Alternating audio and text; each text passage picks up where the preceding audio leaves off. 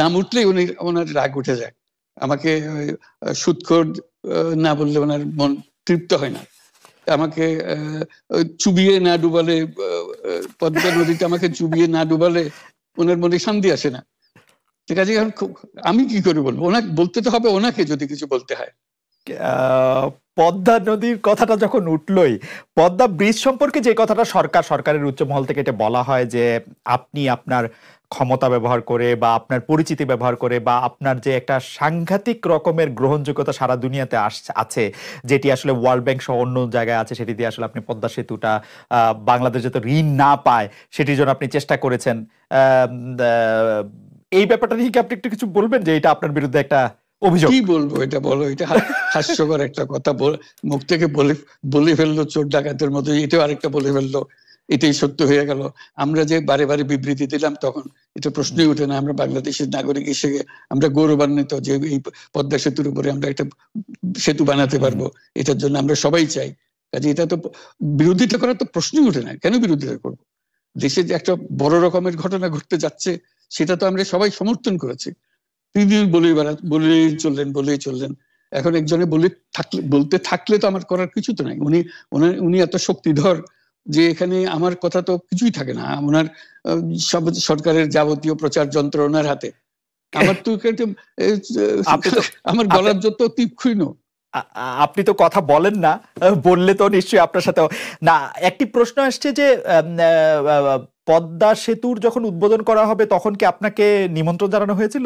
মানে রাষ্ট্রের পক্ষ থেকে এরকম বলা হয়েছিল যে আপনাকেও নিমন্ত্রণ জানানো হবে, বা আপনি মনে আছে কিনা? মনে পড়ে না এরকম করছে। আচ্ছা আচ্ছা আচ্ছা, আমি একটু যে বিষয়টি নিয়ে আপনি আসলে শুরু করেছিলেন যে আপনার প্রতিষ্ঠান জবরদখল করা নিয়ে, সেই জায়গাটার মধ্যে একটু আসি। আমাদের যে আন্ডারস্ট্যান্ডিং, সেই আন্ডারস্ট্যান্ডিংটা হচ্ছে এরকম: আপনার হাত দিয়ে যখন গ্রামীণ টেলিকমের প্রতিষ্ঠা হয় তখন এর আয় থেকে আপনি গ্রামীণ ব্যাংকের সদস্যদের জন্য ব্যয় করার কথা বলেছিলেন বা ভেবেছিলেন।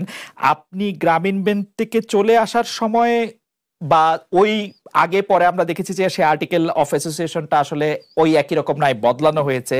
তো গ্রামীণ ব্যাংকের বা গ্রামীণ টেলিকমের এই বেনিফিশিয়ারি থেকে গ্রামীণ ব্যাংকের সদস্যদের আসলে বাদ কেন দেওয়া হয়েছে? মানে এইটার পিছনে কারণ কি?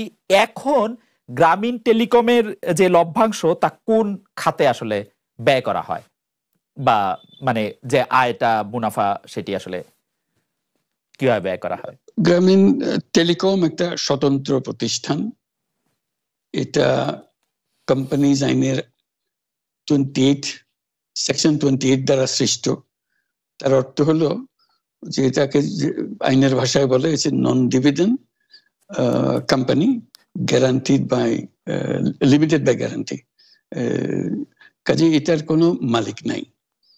কাজেই মালিক যেহেতু নাই, এটা তার নিজের নিয়মে যারা গ্যারান্টি দিয়েছে, যারা গ্যারান্টির পরিমাণও খুব সীমিত, লিমিটেড বাই গ্যারান্টি, এটা 1000 টাকা।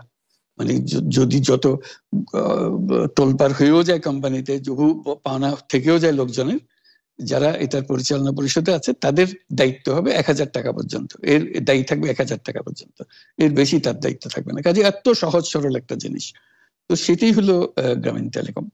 গ্রামীণ টেলিকম তখন একবার বলেছিল যে তাদেরকে কিছু কিছু সহায়তা দেবে এটার উপায় অর্জনের কাছ থেকে। এটা তাদের নিজস্ব সিদ্ধান্ত, এটা কারো চাপারও সিদ্ধান্ত না। সেই সিদ্ধান্ত অনুসারে সেই সমস্ত যে পরিমাণ টাকা তারা বলেছিল দেবে, এখানে দিয়ে যাচ্ছে। এই পর্যন্ত 500 কোটি টাকার উপরে দেওয়া হয়েছে এই সাহায্য সহায়তা থেকে। কাজে ওইটা যে আমরা বা গ্রামীণ টেলিকম এটার থেকে পৃথক হয়ে গেছে, তার যে কথা দিয়েছিল, কথা পুরো, এটা একটা কথা দিয়েছিল, এটা পূরণ করছে না। এটা আইনগত কোনো যে আইনি বাধ্য হতে আপনি দিতে বাধ্য হবেন এরকম কিছু ছিল না। কাজে এই ধরনের বিষয়টা এই টেলিকমের বিষয়ে বলা।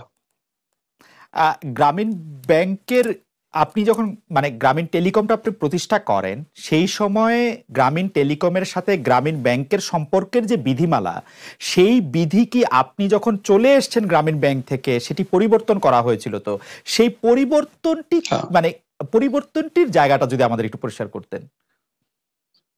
পরিবর্তন ছিল যে আগে এটা নমিনেট করতে পারতো গ্রামীণ ব্যাংক, চেয়ারম্যান পদের জন্য একজন লোক নমিনেট করতে পারতো। আমরা যেহেতু গ্রামীণ ব্যাংক থেকে আমাদেরকে সরিয়ে দেওয়া হয়েছে, তখন আমরা মনে করলাম যে এটা রাখার আর দরকার নাই, গ্রামীণ টেলিকম থেকে সেই পদটা আমরা পরিষ্কার করে দিয়েছি, যেমন এটা আর দরকার নাই। এইটুকুই পরিবর্তন হয়েছে। এটা ন্যায়সঙ্গতভাবে পরিবর্তন করার ধারা অনুযায়ী যা যা করতে হয় সেটা করা হয়েছে। এতে তার ইচ্ছা বা তার কর্তব্য, তার করণীয় যে অবজেক্টিভস আছে, কোথাও পরিবর্তন হয় নাই। এই ক্ষেত্রে আমাদের এই বিষয়ে আর কি এইটাই আমাদের আরেকটা প্রশ্ন, সেটা হচ্ছে যে গ্রামীণ টেলিকম কি গ্রামীণ ফোন থেকে প্রায় 37% লভ্যাংশ পায়, যে এবং যদি পায় 34% লভ্যাংশ পায়, সেই 34% লভ্যাংশের যে টাকাটা, সেই টাকাটা কোথায় বা কি উদ্দেশ্যে ব্যয় করা হয়? সেই সামাজিক ব্যবসায়, যেটি আসলে আপনার প্যাটেন্ট করা সোশ্যাল বিজনেস, সেটির কাঠামোটা আসলে কি, বা সেটি কিভাবে আপনি করেন? সামাজিক ব্যবসা হলো এমন একটা নতুন ধরনের ব্যবসার চিন্তা, যেটা আমরা প্রমোট করছি, আমরা নিজেরা প্র্যাকটিস করছি। যেটা ব্যবসা মানে হলো মুনাফা করা, ব্যক্তিগত মুনাফা করা, এবং তার লক্ষ্য হলো সর্বোচ্চ মুনাফা করা। এটি হলো ইকোনমিক্স এর নিয়ম, যে সর্বোচ্চ মুনাফা যদি করি সবকিছু ঠিকঠাক মতো চলবে। আমরা বললাম যে এটা ভুল জিনিস, যে সর্বোচ্চ মুনাফার মধ্যে দিয়ে মানুষকে এক রকমের নেশাগ্রস্ত করেছে, এই মুনাফার নেশার মধ্যে তাকে ঢুকিয়ে দেওয়া হয়েছে। এই মানুষকে এই মুনাফার নেশাগ্রস্ত মানুষ হিসেবে এটা আমরা কল্পনা করতে পারি না। আমরা বলছি যে এটা মুনাফা সে করবে, সর্বোচ্চ মুনাফা করবে, কিন্তু অন্য ধরনের ব্যবসা আছে। ব্যবসা এখন শুধু এক প্রকারের ব্যবসা আছে, যে ব্যবসাতে শুধু মুনাফা সর্বোচ্চকরণ, এটাই নির্দিষ্ট নিয়ম। আমরা বলছি আরেক রকমের ব্যবসা, যেটা হলো মানুষের সমস্যার সমাধান করা, মুনাফার জন্য কোনো রকমের ইচ্ছা তার না থাকা, মুনাফা বিহীন ভাবে, কোনো মুনাফা, ব্যক্তিগত মুনাফা না নিয়ে শুধু সমস্যার সমাধানের জন্য ব্যবসা করা, এটাকে আমরা বলছি সামাজিক ব্যবসা। এই অর্থ দিয়ে আমরা সামাজিক ব্যবসাগুলো প্রতিষ্ঠা করছি, একটার পর একটা সামাজিক ব্যবসা প্রতিষ্ঠা করছি, যে কারণে আমরা এটার মধ্যে শরিক হয়েছিলাম, যে আমরা পুরো গ্রামীণ ফোনকেই সামাজিক ব্যবসা করার চেষ্টা করেছিলাম। সেটা টেলিনরকে আমরা রাজি করাতে পারিনি, কাজে টেলিনর বলছে যে না, আমরা ব্যবসা করব। তো কাজে আমরা ওটা না পেরে শুধু গ্রামীণ টেলিকমকে আমরা সামাজিক ব্যবসা হিসেবে রেখেছি। এর থেকে যে মুনাফা হয়, মুনাফার সমস্ত টাকা বিভিন্ন সামাজিক ব্যবসা সৃষ্টির কাজে ব্যবহৃত, এবং তাই হচ্ছে। গ্রামীণ টেলিকমের যে আয়, মানে অর্থাৎ 34% ফ্রম গ্রামীণ ফোন, তো সেটার বিভিন্ন সামাজিক ব্যবসার ক্ষেত্রে আপনি এটি ব্যবহার করছেন।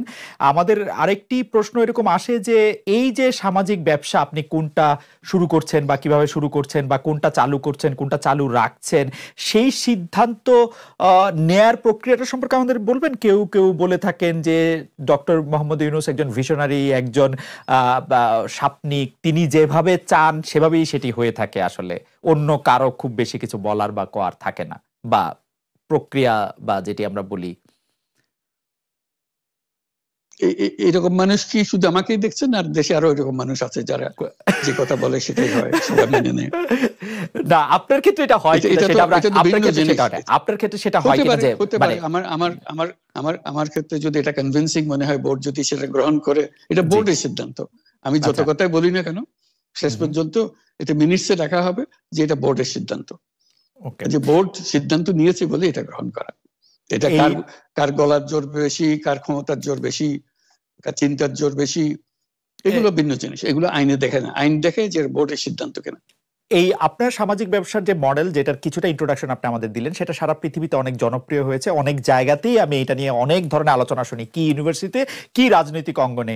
আপনি যে সামাজিক ব্যবসাগুলির সাথে ওতপ্রোতভাবে নিজেকে এখনো জড়িয়ে রাখছেন, আমাদের দর্শকরা অনেকে জানেন যে ডক্টর মোহাম্মদ ইউনূস আসলে এখন মানে বয়সটা বলা কিরকম, তারপরেও বলি যে তিনি আসলে 80 পেরিয়ে আসছেন, এখনো তিনি অনেক তরুণ, অনেক উদ্যমী, এবং যে ব্যবসাগুলি তিনি করছেন আমাদের জানার আগ্রহ হচ্ছে সেই ব্যবসাগুলি কেমন করছে। মানে আপনি যেভাবে চিন্তা করছিলেন মুনাফার দিকে বা উদ্যোগ হিসাবে সবার কল্যাণের দিকে, সেটা আপনি কতটা নিজেকে স্যাটিসফাইড মনে করেন? এই ব্যবসাগুলি কিরকম করছে? আমি খুব উৎসাহিত বোধ করি যে সারা দুনিয়া থেকে যে প্রবল সাড়া পাচ্ছি এটার জন্য, বিভিন্ন দিকে এটা আসছে। আজকে বাংলাদেশ হলো এটার কেন্দ্রভূমি, সবাই তাকিয়ে থাকে আমরা কি বলছি, কিভাবে করছি, আমাদের কথা, আমাদের কাজ, অনুসরণ করে। এটাকে পৃথিবীর সমস্ত দেশ এটাকে অত্যন্ত সম্মানের চোখে দেখে। এই যে বলা হয় যে উনি অনেক সম্মানী, ওনার অত বড় রকমের একটা গ্রুপ আছে যাতে প্রমোট করার জন্য, ওনার পরিচিতি বাড়ানোর জন্য। এটা আমার পরিচিতি বাড়ানোর জন্য কোনো প্রতিষ্ঠান নিয়োজিত নাই, কনসালটেন্সি ফার্ম নিয়োজিত নাই। আমার এটা হলো যে কথাটা বলি সেটা মনে লাগে, মনে দাগ কাটে। যেমন একটা উদাহরণ দিই, মাঝখানে একটা কথা শুরু করলাম, এটা খুব ইন্টারেস্টিং, যে বললাম যে এই যে আমাদের স্পোর্টস, খেলাধুলা, এটার একটা প্রচন্ড রকমের সামাজিক শক্তি আছে যেটা আমরা অবহেলা করি, এবং কথাটা হচ্ছে বাংলাদেশকে কেন্দ্র করে। আমি বলি যে বাংলাদেশে যখন আমাদের ফুটবল কাপ, ওয়ার্ল্ড কাপ হয়, বাংলাদেশের গ্রামে গঞ্জে শহরে বাড়িতে নানা দেশের পতাকা ওড়ে। আমার কাছে মজা লাগে, এত দেশের পতাকা ওড়ে, গ্রামে যারা চেনে না জানে না এরকম দেশের পতাকা ওড়ে।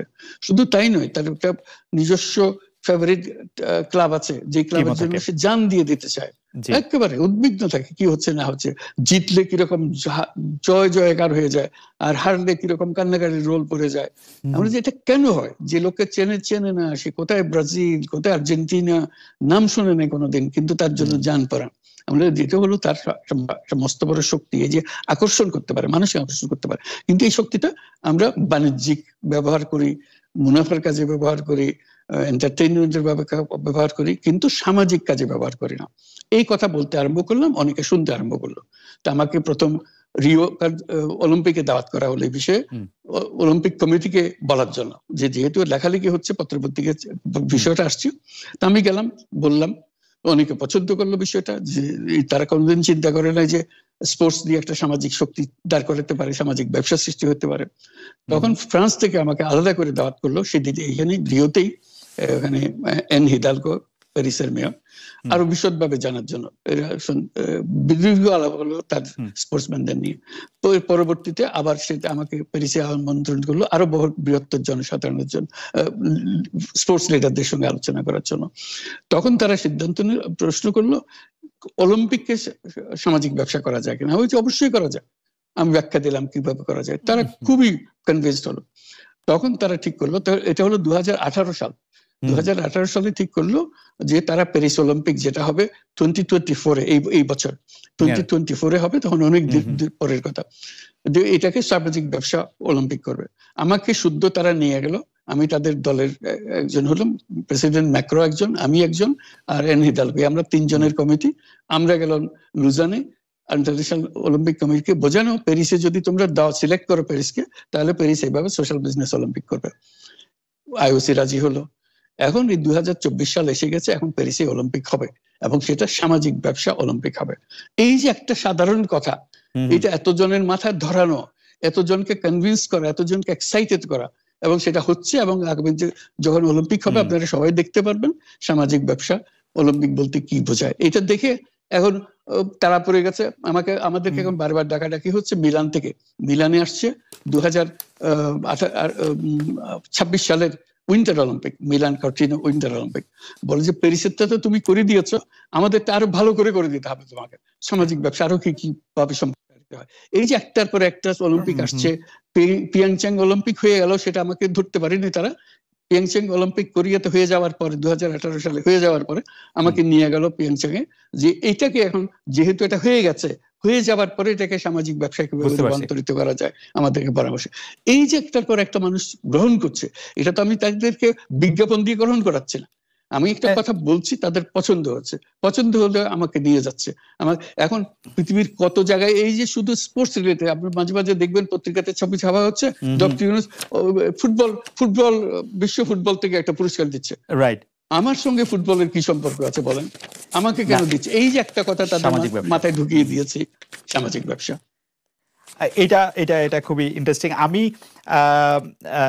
আপনার আরেকটা বিষয় আপনার একটু দৃষ্টি আকর্ষণ করছি, যে কর দেওয়া, আপনার কর দেওয়া বিষয়ে অনেকে এইটি বলতে চেষ্টা করেন যে আপনি কর না দিয়ে সে টাকা অনুদান দিয়েছিলেন, এবং সেই জন্য আপনি ভেবেছিলেন যে সেই টাকার উপর আসলে কর দিতে হবে না, কিন্তু আপনি অনুদান দিয়েছিলেন একটি ট্রাস্টকে, যেটা ট্রাস্টই আবার আপনি, সেই কারণে আপনাকে সর্বোচ্চ আদালতের নির্দেশে কর দিতে হয়েছে।